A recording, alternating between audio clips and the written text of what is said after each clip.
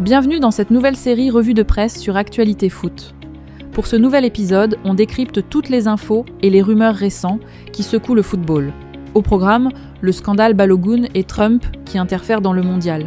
Neymar qui annonce sa retraite internationale en larmes. Cristiano qui règle ses comptes avec la presse avant Portugal-Espagne. La future Allemagne de Klopp. Et le 11 probable de Mourinho au Real Madrid. Reste bien jusqu'à la fin et abonne-toi à la chaîne. C'est parti.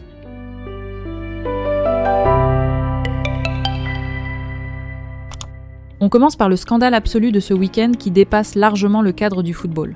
Folarin Balogun avait été expulsé lors du match des États-Unis contre la Bosnie et était donc suspendu pour le 8e de finale contre la Belgique. La FIFA a annulé cette suspension dimanche sur la base de l'article 27 de son code disciplinaire.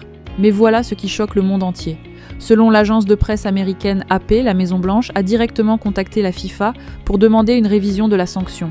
Et le New York Times va encore plus loin en révélant que c'est Donald Trump lui-même, le président des États-Unis, qui a personnellement contacté la FIFA dans cette affaire. Un chef d'État qui appelle directement une instance sportive internationale pour faire annuler la suspension d'un de ses joueurs nationaux. On n'avait jamais vu ça dans l'histoire du football mondial. Trump a même remercié publiquement la FIFA d'avoir réparé ce qu'il a appelé une grave injustice. Du côté belge, la réaction a été claire. La Belgique s'est dite stupéfaite de la nouvelle et examine toutes les options potentielles pour contester cette décision.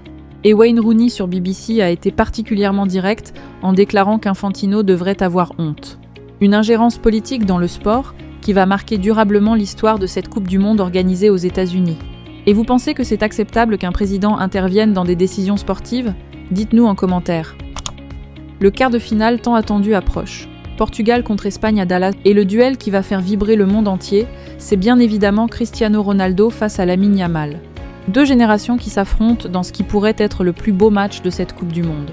Et du côté du Portugal, c'est Rafael Leão qui monte en puissance et devient de plus en plus dangereux.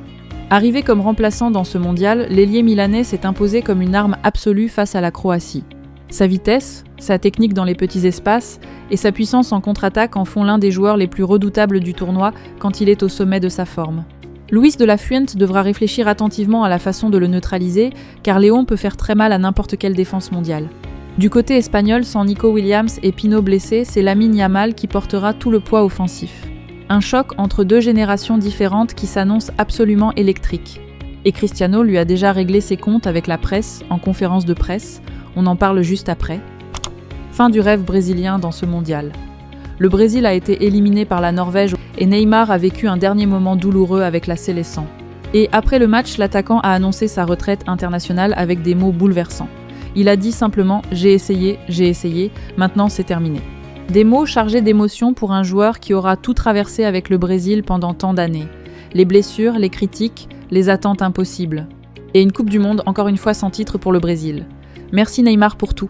Et Carlo Ancelotti a révélé une information très intéressante sur les tireurs de pénalty. Vinicius n'était même pas dans le top 5 des meilleurs tireurs selon les statistiques du staff brésilien. Rafinha était le meilleur, suivi de Neymar, Igor Thiago, Bruno Guimaraes et Martinelli, une révélation qui en dit long sur la gestion des tirs au but par Ancelotti dans les moments décisifs. Et maintenant le grand show Cristiano Ronaldo en conférence de presse à Dallas. Comme toujours, le capitaine du Portugal a transformé cet exercice en spectacle total à la veille du choc contre l'Espagne. Et ces mots ont fait le tour du monde entier. Il a lancé avec une conviction totale. « Vous avez essayé de me tuer pendant 23 ans ». Une déclaration choc adressée directement à la presse internationale présente en nombre dans la salle. Pour lui, les critiques reçues tout au long de sa carrière, et encore plus depuis ses 40 ans, ne l'ont fait que grandir.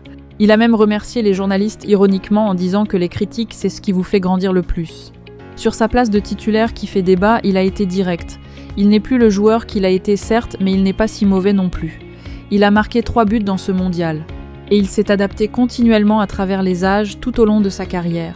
Sur sa fin de carrière internationale, il a esquivé la question avec classe en disant qu'il arrêtera quand il le décidera lui et pas quand les journalistes le décideront.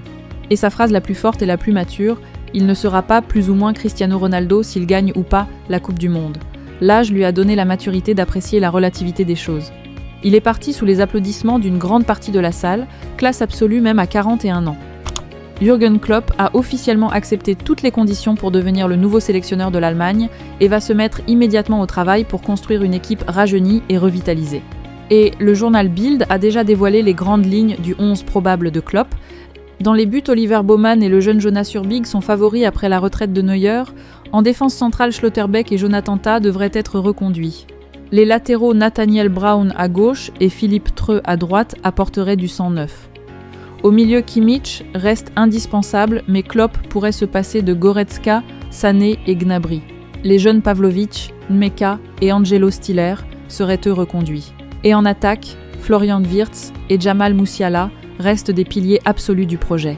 Une Allemagne rajeunie, ambitieuse et portant la marque de fabrique de Klopp, qui s'annonce absolument passionnante pour les années à venir. Et on termine avec une information très intéressante sur le Real Madrid. Le club reprend l'entraînement le 13 juillet à Valdebebas et Mourinho a déjà un 11 probable en tête selon les médias espagnols. Le système serait 1-4-2-3-1, Courtois dans les buts, Trent Alexander-Arnold et Cucurella comme latéraux, Konaté et Rudiger en défense centrale avec Huijsen en option, Tchouaméni et Valverde en double pivot malgré leur tension connue la saison passée. Et en attaque, Bernardo Silva sur l'aile droite, Vinicius sur l'aile gauche, Bellingham en position de milieu offensif comme lors de sa première saison au Real, et Mbappé comme attaquant de pointe. Un 11 qui pourrait encore évoluer si Mourinho réussit à recruter le défenseur central et le milieu de terrain qu'il demande. Enzo Fernandez reste la grande priorité pour renforcer l'entrejeu. Et le dossier Vinicius reste en suspens jusqu'après le mondial. L'avenir du Real Madrid de Mourinho se dessine et ça s'annonce très excitant. Et une info mercato importante, Rafael Leao devrait quitter l'AC Milan cet été selon Fabrizio Romano. Des clubs de Saudi Pro League ont déjà entamé des approches. Le joueur attend un signe des clubs européens même si l'Arabie Saoudite reste une option sérieuse. Un joueur qui réalise un mondial exceptionnel avec le Portugal et dont la valeur marchande monte en flèche. Le timing est parfait pour un transfert majeur cet été. Voilà les amis, c'est la fin de cette revue de presse Actualité Foot. Trump qui scandalise le mondial, Neymar en larmes qui dit au revoir, Cristiano qui fait le show avant l'Espagne et Klopp qui prépare la nouvelle Allemagne. Likez, abonnez-vous et activez la cloche pour ne rien rater. On se retrouve à très bientôt.